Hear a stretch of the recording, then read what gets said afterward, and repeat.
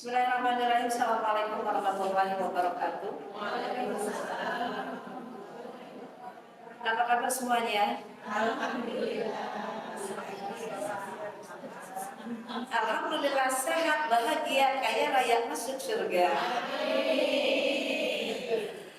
Alhamdulillahirabbil alamin wassalatu wassalamu ala sayyidina Muhammadin wa ala alihi washabihi ajmain. Rabbi sadri wa yassir li amri wahlul 'uqdatam min lisani yafqahu qawli.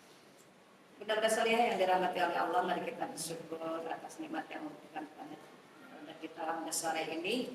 Di luar kebiasaan, ini sangat luar biasa saya hadir terlambat karena memang situasi dan kondisi yang menyebabkan terlambatan itu. Jadi BJI, Danita, dan Duren Jaya kan banjir. Saya lihat sepakan orang-orang pada nasi. Jadi mobil naik semua kiri kanan parkir. Jadi tengah untuk jalur itu otomatis gantian. Makanya kok macet sekali saya bilang. Tadi telepon, udah tetap ditunggu. Telat ya, aku udah bilang telat. Jadi mohon diikhlaskan keterlambatan saya ya. Baik, hari ini kita berada di tanggal 3 Sya'ban. Ada doa yang kita panjatkan, Allahumma barik lana fi Rajab wa Sya'ban wa barik lana. Ya Allah, berkahi kami di bulan Rajab, berkahi kami di bulan Sya'ban, dan sampaikan kami di bulan Ramadan. Ini 3 doa, ya kan? 3 doa. Nah sekarang Rajab itu bulan menanam, Sya'ban bulan menyiram, Ramadan bulan memanen. Mungkin nggak kita menyiram sesuatu kalau nggak ada yang ditanam? Nggak ada ya. Mungkin nggak kita akan panen kalau tidak tanam? Enggak. Jadi 3 bulan berturut-turut ini adalah 3 bulan yang luar biasa. Allah berikan kepada kita kesempatan untuk memperbanyak amal ibadah. Rajab adalah salah satu bulan yang dimuliakan oleh Allah. Tertuang di surat At-Taubah ayat 36. Inna iddatas syuhuri indallahi 12 syahran fi kitabillahi yauma khalaqas samawati wal ardh minha arba'atun hurum. Sesungguhnya dalam perhitungan bulan dalam 1 tahun ada 12 bulan. Ketetapan ini sejak diciptakannya langit dan bumi, dan 4 bulan diantaranya adalah 4 bulan yang dimuliakan. 4 bulan yang dimuliakan itu 3 berturut-turut, 1 terpisah. Yang berturut-turut Dzulqa'dah, Dzulhijjah, Muharram, yang terpisah adalah Rajab. Jadi yang masuk doa, kategori doa tadi, bulan Rajab itu adalah bulan yang salah satu bulan yang dimuliakan, di mana bulan apabila kita melakukan ibadah dan amal soleh di bulan haram, di bulan Muharram ini, dan di bulan yang diharamkan ini, 4 bulan tadi ya, Dzulqa'dah, Dzulhijjah, Muharram, Rajab, maka setiap amal itu pahalanya dilipat ganda. Itu berarti kan Allah kasih kesempatan untuk kita betul-betul memperbanyak hal. Tetapi di At-Taubah ayat 36 pun di situ kan ada. Berikutnya adalah jangan melakukan kezoliman di bulan ini. Apabila kita kezoliman di sini diartikan sebagai kemaksiatan.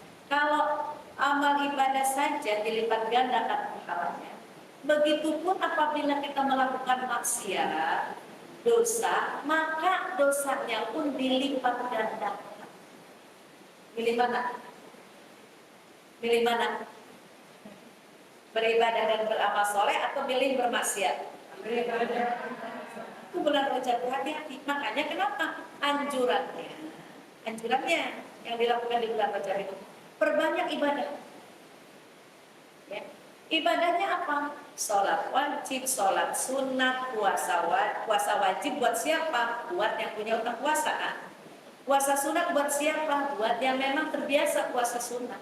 Makanya di bulan Rajab itu nggak ada ketentuan puasa itu hari apa, tanggal berapa, tetapi anjurannya perbanyak ibadah, salah satunya adalah puasa. Boleh Senin Kemis, boleh pertengahan setiap bulan, boleh puasa daun, boleh ngacak. Senin puasa, Selasa puasa, Rabu puasa, Kamis puasa, Jumat enggak, Sabtu puasa boleh. Karena anjurannya perbanyak ibadah, perbanyak puasa. Kemudian ibadah lain adalah bertobat kepada Allah dengan perbanyak istighfar. Kan ada yang suka mengumandangkan Rabbil firli warhamni wa tub alayya. Seruan istighfarnya bebas. Istighfar ini adalah ungkapan tobat kita kepada Allah. Kita memohon ampunan kepada Allah Mau istighfar yang pendek boleh, astagfirullahaladzim. Mau ditambahin boleh, allati la ilaha illa huwal hayyul qayyum wa atubu ilaihi. Mau ditambahin lagi boleh, min jami'il ma'asi wa dzunub. Mau yang panjang, sayyidul istighfar silakan. Allahumma anta rabbi la ilaha illa anta khalaqtani wa ana 'abduka wa ana 'ala ahdika wa ahdika mastata'tu. A'udzu bika min syarri ma sana'tu, abu'u laka bi ni'matika alayya wa abu'u bi dzambi, faghfir li fa innahu la yaghfiru dzunuba illa anta. Itu istighfar yang terpanjang dan itu rajanya istighfar. Silakan perbanyak istighfar. Kenapa kita harus memperbanyak istighfar? Kita ini sedang menjalani satu ibadah di bulan mulia, akan berhadapan dengan bulan mulia juga. Salah satu yang menghalangi ibadah dan amal soleh termasuk doa kita diterima adalah adanya dosa dalam diri kita. Makanya suruh di apa dulu tuh? Bertobat dulu, hapusin dulu sama kita, ya kan? Supaya apa? Ibadah yang ingin kita perbanyak ini supaya tidak ada hambatan. Makanya kan manusia itu, ada nggak di antara bunda yang tidak punya dosa? Kayaknya saya pakai mic itu aja, melorot dulu. Karena bukan artis kali ya. Baik. Kalau bunda tidak punya dosa, saya balik lagi sekarang. Kenapa? Saya malu bicara di hadapan orang tidak punya dosa, sementara saya paling banyak dosanya. Ya. Makanya karena manusia itu tempat salah dan lupa, kadang-kadang kita melakukan dosa yang tidak disengaja, maka sebaiknya kita silakan memohon ampun kepada Allah dengan memperbanyak istighfar, dengan sholat taubat, terus kemudian dengan bahasa kita sendiri meminta ampun kepada Allah. Kapan bertobatnya? Sesegera mungkin. Surat Ali Imran ayat 133 sebulannya. Wasari'u ila magfiratin min rabbikum. Bersegera kamu kepada ampunan Tuhanmu dan kepada surga yang luas surganya seluas langit dan bumi yang diperuntukkan untuk orang-orang yang bertakwa. Jadi kalau kepada ampunan Allah itu harus segera, jangan pernah ditunda. 135-nya tuh, ya. Ini dosa yang kita lakukan nih. Walladzina idza fa'alu fahisyatan aw zalamu anfusahum dzakarullaha fastaghfiru li dzunubihim wa may yaghfiru dzunuba illa Allah wa lam yusirru ala ma fa'alu wa hum ya'lamun. Dan orang-orang yang apabila dia berbuat keji atau menganiaya dirinya sendiri, dia langsung ingat kepada Allah. Jadi bahasanya langsung ingat kepada Allah dan mohon ampun atas dosa-dosa mereka. Karena tidak ada yang bisa mengampuni dosa kecuali Allah. Kemudian dia berhenti dari perbuatan dosa. Ini tobat. Ali Imran tadi 133, yang barusan saya baca 135-nya. Jadi tobat itu kapan? Segera. Bikin dosa langsung. Kan itu 135, langsung ingat kepada Allah dan mohon ampun atas dosa-dosa. Jadi jangan gini, kemarin kita flash, ibu kena apa sama ibu? Tapi dia gitu sih. Emang kenapa? Ya, sebenarnya emang kenapa? Ya gitu deh. Kita mau puasa loh Bu, gimana kalau nggak segera diselesaikan aja? Malas kan orang kayak duluan. Menunda nggak kalau begitu? Manusia itu selalu ada kecenderungan melakukan pembenaran, benar nggak? Ya kan? Pembenaran atas dirinya sehingga ada indikasi untuk selalu menyalahkan orang lain. Dia yang benar, orang lain yang salah, kan gitu. Itu yang telah menghalangi kita untuk minta maaf karena merasa benar. Tapi kalau ada orang di posisi ketika ada sesuatu yang salah itu, jangan-jangan memang saya yang salah. Ya sudah, Bu maafin saya ya kalau ibu tersinggung, kalau saya salah, mohon maaf. Jawabnya gitu. Gimana kalau gitu? Kita udah minta maaf, tapi dia nggak mau maafin. Kalau posisinya begitu, kan kita udah ngatur, udah minta maaf. Maka, kalaupun yang bersangkutan itu tidak mau memaafkan, kita tidak dibebani dosa. Dosa itu otomatis ditanggung oleh yang tadi. Itu yang dalam Al-Quran disebut utul. Utul. Ingat nggak utul? Di surat Al-Qalam mulai ayat 8 sampai dengan ayat 13, Allah mewanti-wanti kita waspadai, hati-hati, jangan kita berakrab-akrab dengan orang tertentu. Jadi ini etika pergaulan, selektif dalam bergaul maksud saya. Salah satunya itu utul limba data dikasani, orang yang keras hati, keras kepala, yang tidak mau meminta maaf dan tidak mau memaafkan, dan terkena kejahatan. Jadi kalau ada orang nggak mau minta maaf dan nggak mau memaafkan, bersikukuh dengan tiada maaf bagimu 7 turunan nggak bakal gue maafin kamu, misalkan. Nah itu istilah Al-Quran yang utul, ain taklam, utul. Ya. HP saya jadi mobil ketinggalan, saya nggak bisa buka. Diutul. Misalkan, tapi kalau di Pila Anggrek ada orang tipenya kayak begitu, kalau ketemu ibu jangan bilang, si utul tuh lewat, nanti dia nyari saya, apaan sih atau utul gitu ya. Ada nggak dalam kehidupan nyata orang yang wataknya kayak gitu? Ada nggak?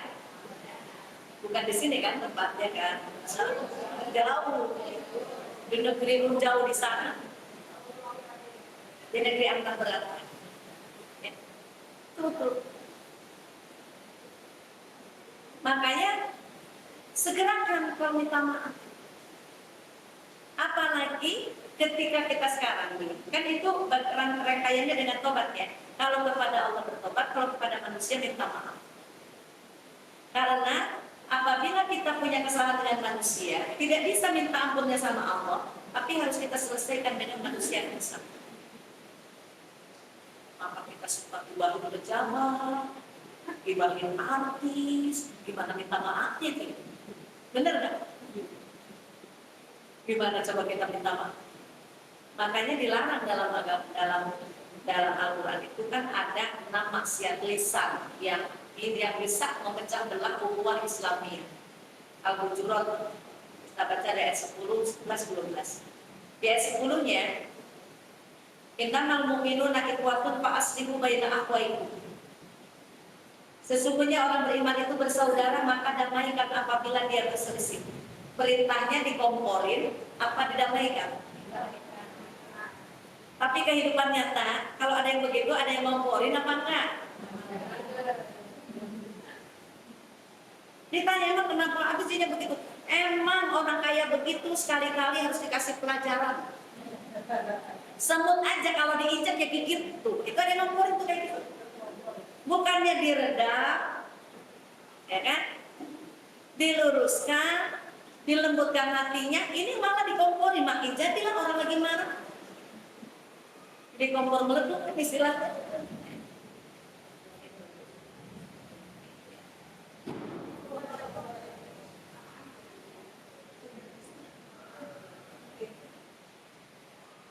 Itu betul ya. Jadi harus diselesaikan dengan manusia yang bersangkutan. Hari Minggu saya ceramah di Alamanda, Taman Alamanda di Al-Ikhlas di situ. Ada yang tanya kan menjelang ini harus saling memaafkan. Terus gimana ya? Saya tinggal di sini. Sebelah kanan dan sebelah kiri saya udah lama banget tidak bertutur sama. Saya itu jadi gimana ya? Kan tadi kalau lihat Al-Hujud ayat 10-nya, Pak aslihu baina akhwaikum, damaikan. Tapi gimana caranya? Gitu. Seperti itu. Emang tidak mudah. Terus itu orang bermusuhan gara-garanya apa? Nggak tahu, nggak jelas.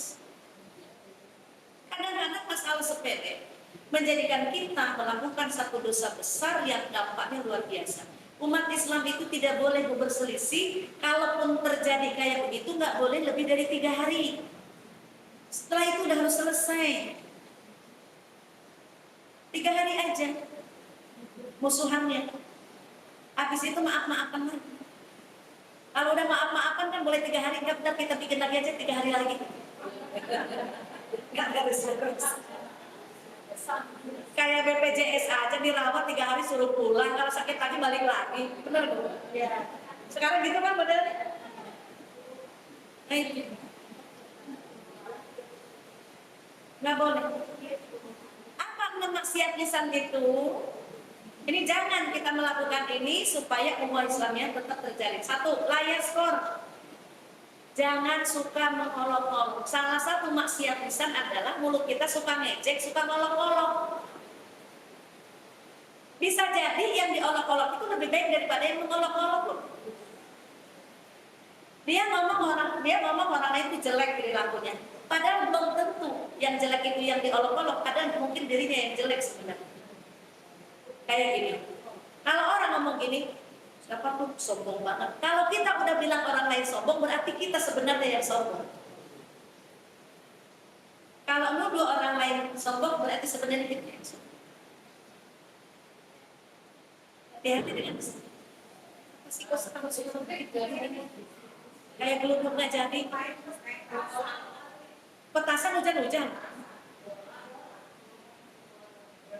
Kayak petir tapi separuh ya. Oke. Jangan suka mengolok. 2, wala talmizu anfusakum, jangan suka mencela. Mencela itu maksiat lisan, dan jangan pernah menganggap mencela itu dosa kecil. Itu orang yang mencela 3 nih ya di surat Al-Humazah. Wailul likulli humazatil lumazah allati jama'a malahu 'addadah yasabu anna malahu akhbana. Celakalah pengumpat itu tukang ngomongin orang. Pencela, orang yang suka mengumpulkan harta, dia mengira bahwa harta itu akan mengekalkan dirinya. 3 kelompok ini kalla la yumbat dan tabil hutama, maka mereka akan dilemparkan ke dalam neraka hutama. Nyelak doang juga Bu, hutama. Mama abang sama hutama apa itu? Tahukah kamu apa itu neraka hutama? Narullahil muqadatul lati taqdiru 'alal afidah. Neraka yang akan membakar diri manusia itu yang kering sampai ke hatinya di dalam. Jadi ibaratnya kalau kita bikin kue basah di oven jadi kering. Jadi keringnya bukan luarnya aja, sampai ke dalam-dalam itu kering, di oven itu, di neraka utama. Neraka yang panas membakar kita. Sementara mencela itu kayaknya bagian dari lisan kita. Makanan pemberian orang gak enak, kayak besar-besar. Belanja kok tehnya bolong-bolong, ya. Perasaannya pakai baju gimana sih, gak ada pantas-pantasnya, nyela. Masa tengah ribut ini pakai baju merah, si Loren gak suka-suka orang. Gak boleh komentari, karena seperti pakaian selera seseorang. Kalau saya mau pakai baju merah, saya senang komen, saya akan pakai. Orang mau komen apapun gak peduli kan, orang saya suka, benar gak? Curik amat bajunya, terus saya kan senang ada yang kayak gitu.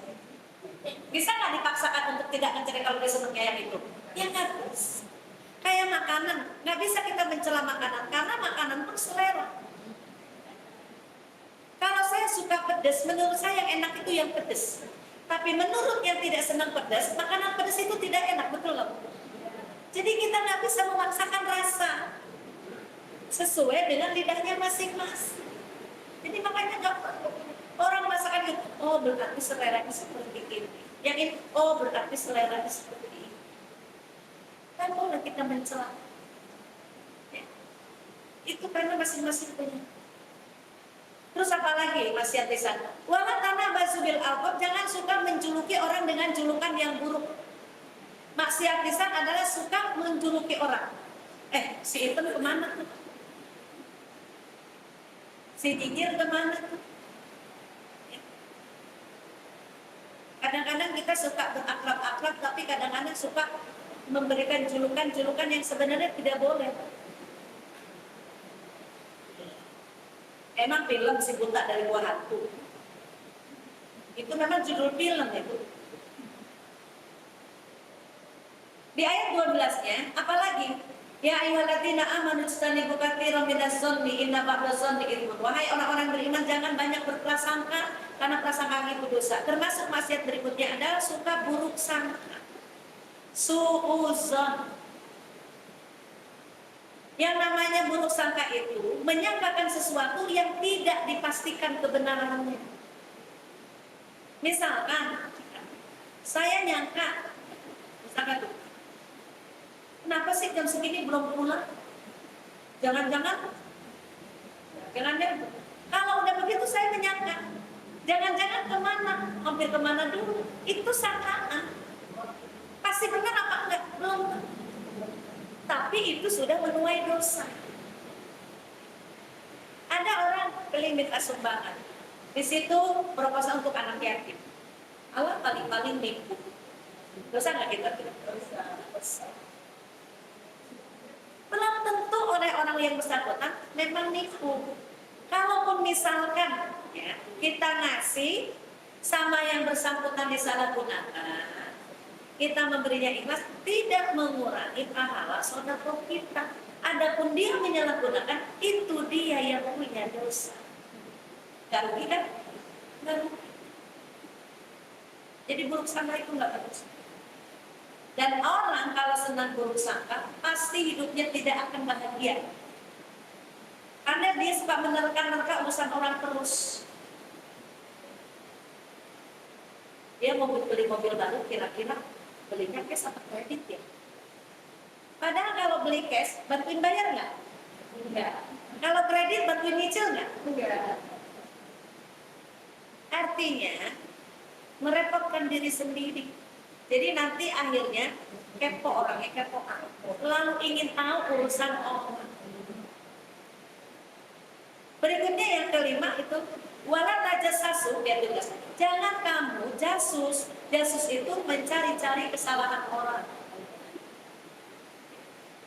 Bisa mencari kesalahan orang, bisa ngorek, kadang-kadang, kenapa sih si ibu itu begini-begini? Oh saya nggak tahu ya Bu, masa sih nggak tahu? Ibu kan akrab sama dia. Kira-kira itu namanya apa? Kalau begitu, saya tahu tentang seseorang. Mungkin orang itu juga tahu saya dekat dengan dia. Suatu hari tanya, Waisan, ibu itu kenapa? Emang kenapa? Atau gini-gini, oh maaf Bu, itu bukan urusan. Gak mungkin lah Bu Aisyah nggak tahu. Itu Bu orangnya maksa. Gak mungkin lah Bu Aisyah nggak tahu. Bu Aisyah kan akrab dengan dia. Kalau ibu digituin gimana jawabnya?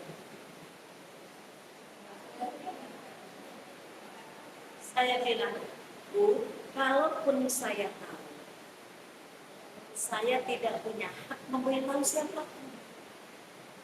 Ngeri ya? Kalaupun saya tahu, saya tidak boleh menceritakan kepada orang lain. Karena itu merupakan rahasia seseorang yang harus kita jaga. Pada ibu tahu lah, si tahu belum? Orang kadang-kadang keponya kebangetan. Itu jasus namanya. Suka pengen tahu urusan orang, apalagi kalau tahu kekurangannya itu seneng banget. Setelah itu dia ekspos. Terakhir malah yang terbak batok masih yang bisa berikutnya adalah menggibah. Makanya larangannya jangan menggibah sebagian kamu dengan sebagian yang lain. Dosa gibah itu disamakan makan bangke. Nah ini maksiat besar.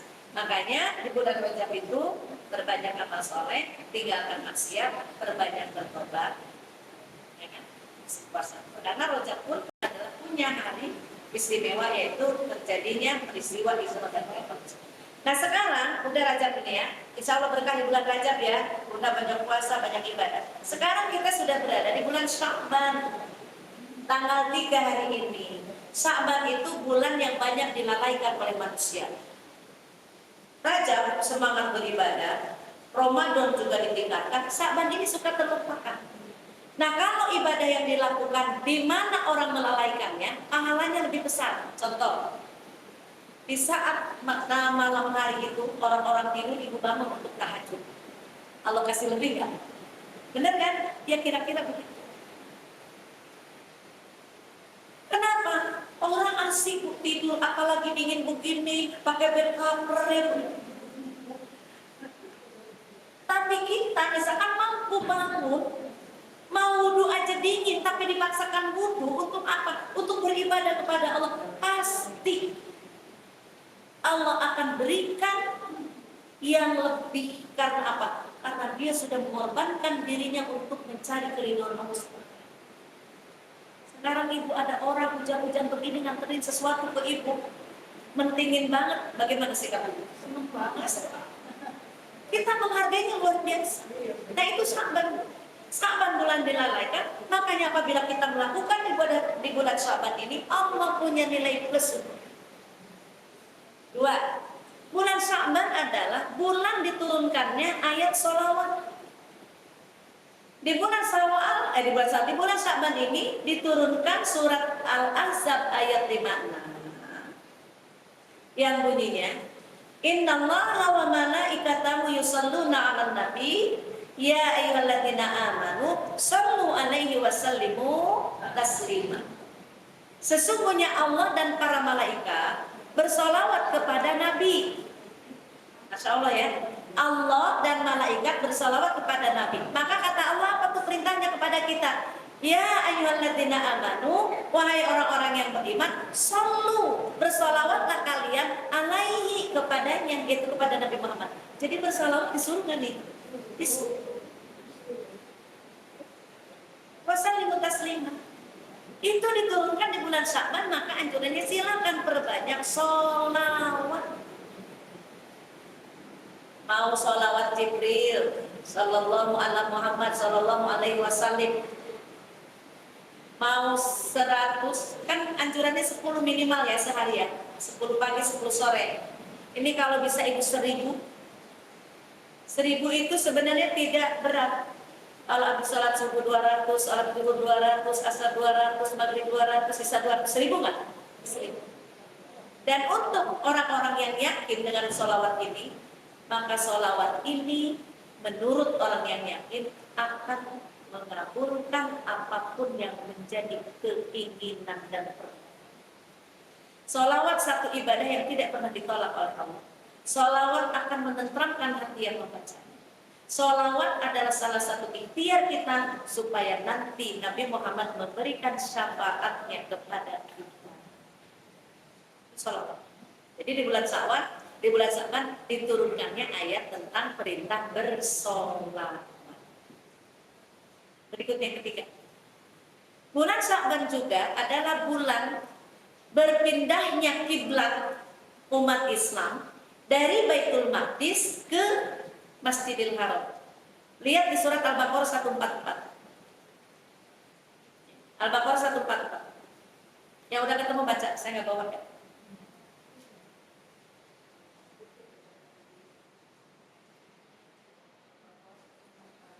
Maghribnya jam 6 lewat ya?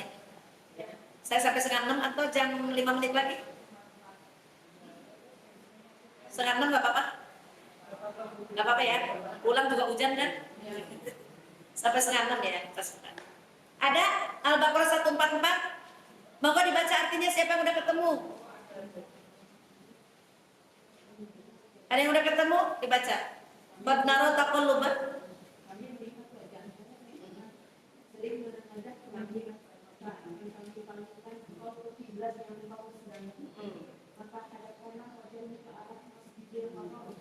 Dan di mana saja engkau berada, ada karena wajahmu ke arah itu. Dan sesungguhnya orang-orang yang diberi kitab Taurat dan Injil tahu bahwa pemilihan kiblat itu adalah kebenaran dari Tuhan mereka.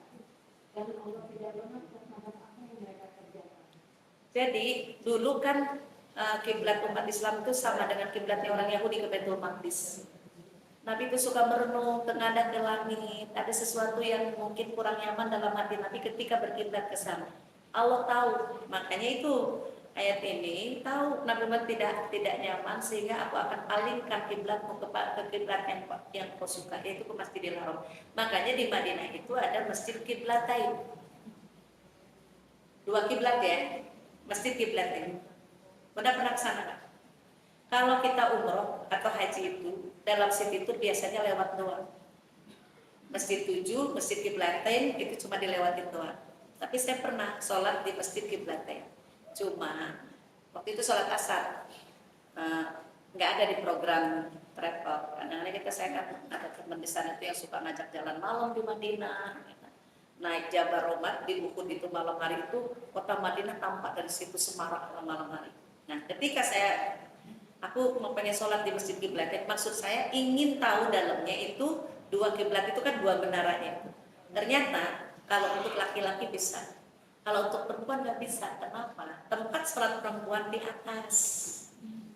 Ini kan di bawah, kita di atas, sementara itu dikasih ya tembokkan yang kita itu di atas tingginya kita. Saya apa mau naik kursi dilarang sama yang itu tuh orang-orang Arab. Maksudnya saking penasarannya pengen itu dua kiblatnya itu nggak bisa lihat. Jadi kita sholatnya di atas bersih mesti. Padahal pengen banget. Kalau dari luar kan ada kan dua menara itu kiblat dua kiblat. Ini jadi di bulan Sya'ban ini adalah dipalingkannya kiblat umat Islam dari Baitul Maqdis ke Masjidil Haram. Berikutnya di bulan Sya'ban ini ada yang disebut nisfu Sya'ban, pertengahan Sya'ban, di mana semua amal soleh kita diangkat ke langit untuk dilaporkan.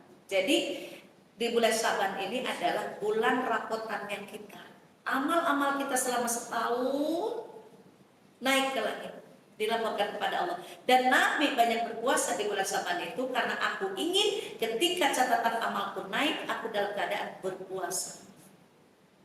Makanya kata Aisyah, Nabi itu tidak ada puasa sebulan kecuali Ramadan, dan tidak ada puasa yang lebih banyak di bulan-bulan itu kecuali bulan Sya'ban.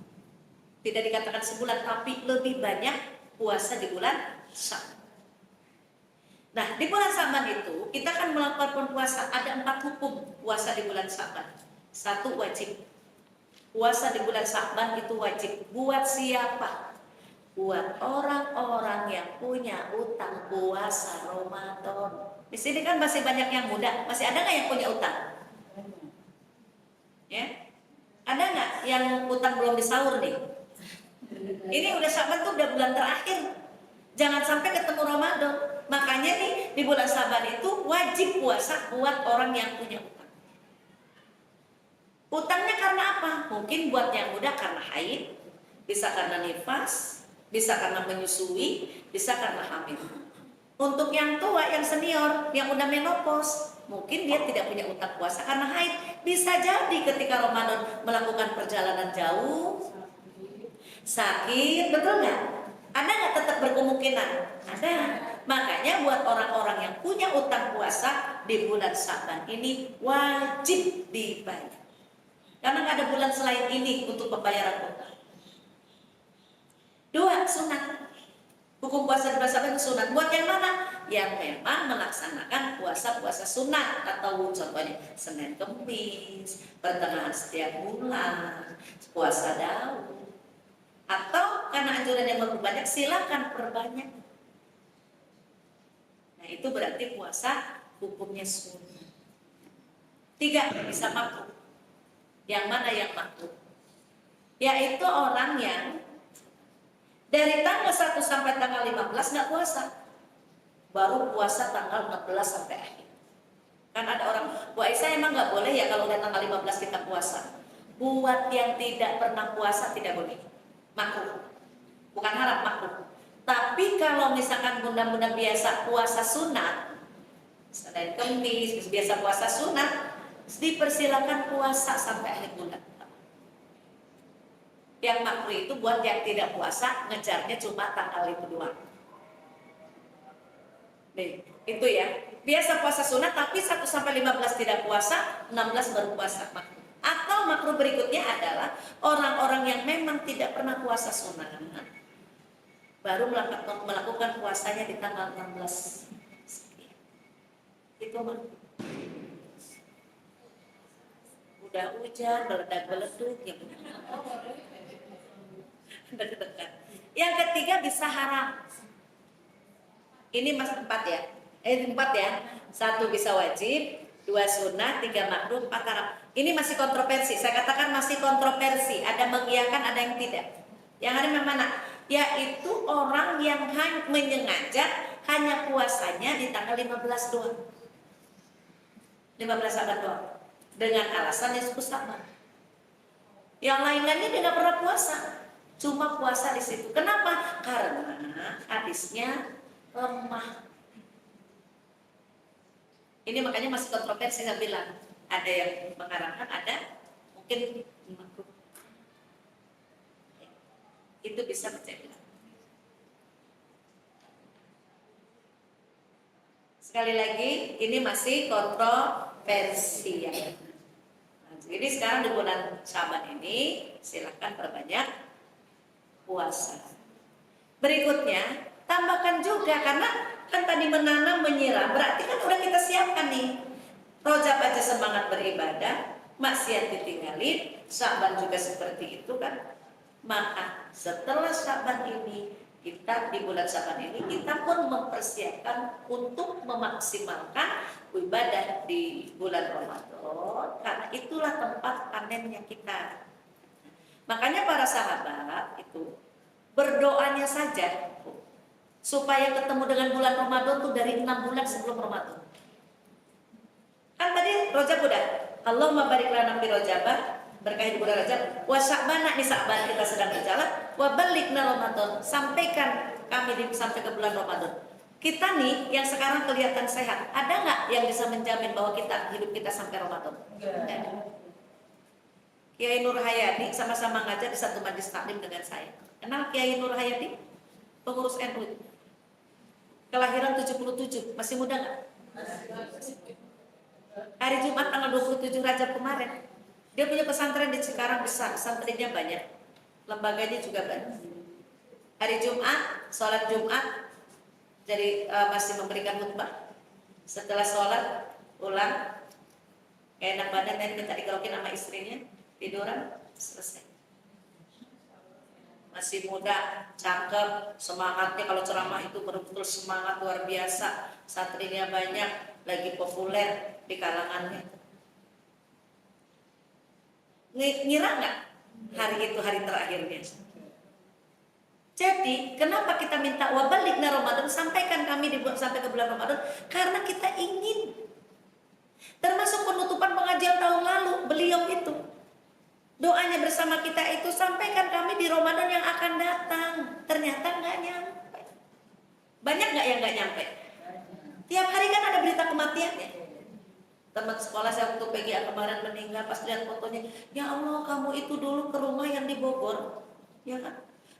Hihi kan anaknya gitu, dia udah bersertifikat loh, saya bilang gitu kan, suka itu maksudnya duda resmi. Istrinya meninggal artinya gitu kan, dia udah bersertifikat, dulu pengen nikah lagi, banyak pertimbangan gini, orangnya bercandaan, tiba-tiba kemarin meninggal. Tanggal berapa sekarang, tanggal berapa? Minggu lalu. Kita nggak tahu. Masih aja hanya dengan kita, ternyata nggak sih. Makanya doanya ada yang apa nggak doa sahabat dari 6 sebelumnya yang ini. Udah bisa cari juga sih. Allahumma salimni ila Ramadan, ya. Apa? Allahumma salimni ila Ramadan, ya Allah sampaikan aku ke bulan Ramadan, wasallim li Ramadan, dan sampaikan Ramadan kepadaku, wa tasallamhu minni mutaqabbalan, dan terimalah amal-amalku di bulan Ramadan. Itu para sahabat berdoa dari 6 sebelum Ramadan, mempersiapkan diri pengen ketemu Ramadan. Ada doa berikutnya sama juga, Allahumma ahillahu alaina bil yumni wal imani was salamati wal islam hilalu khairin wa rusdin rabbi wa rabbukallah. Ya Allah, hadirkan hilal bulan Ramadan untuk kami dengan keberkahan, dengan iman, keselamatan serta kebaikan dan agama kami. Semoga menjadi bulan kebaikan dan bulan petunjuk untuk kami. Wahai hilal Tuhanku, Tuhanmu adalah kamu. Itu doa-doa yang berkata. Setelah itu termasuk para sahabat itu mengeluarkan zakatnya. bagi para muzaki, orang-orang yang memang wajib zakat itu, mereka mengeluarkannya di bulan Syaban ini untuk apa? Karena fakir miskin ini mereka butuh untuk menghadapi Ramadan. Ini anak yatim, katanya ini orang kasihan kalau bukanya pengen ayam goreng. Ketika ada uang zakat atau santunan dari kita, mereka bisa berbuka dengan itu semua. Jadi nggak ngejar Idul Fitri, tetapi mereka lakukan di bulan Syawal. Maka setelah itu silahkan kita setelah Rajab Sya'ban mempersiapkan diri dengan cara bertobat, bersihkan lahir dan batin, selesaikan urusan-urusan baik dengan Allah dan maupun dengan manusia. Kalau salah minta maaf, kalau masih iri hati kita bertobat kepada Allah, maka silahkan kita siapkan kurikulum Ramadan, tuliskan target-target yang ingin kita capai di bulan Ramadan dan ibadah-ibadah apa yang ingin kita lakukan di bulan Ramadan. Kita yang punya apa Bu? Punya program. Misalkan Ramadan ini aku pengen baca Qurannya sekian, zikirnya ini, kemudian sodakohnya, ibadah tarawih. Ada satu ibadah yang hanya ada di bulan Ramadan seperti tarawih. Tidak ada ibadah sunat, sholat sunat ini di bulan yang lain. Jadi jangan sampai kelewatan. Kalau kelewatan rugi nggak? Belum tentu Ramadan depan kita masih bisa mengerjakan. Jadi kita bikin program di Ramadan ini, target apa yang ingin kita capai, ibadah apa yang ingin kita kerjakan, kemudian dosa apa yang ingin kita tinggalkan. Sehingga la'allakum tattaqun tercapai. Kita akan menjadi orang yang bertakwa. Allah akan bisunah kita menjadi orang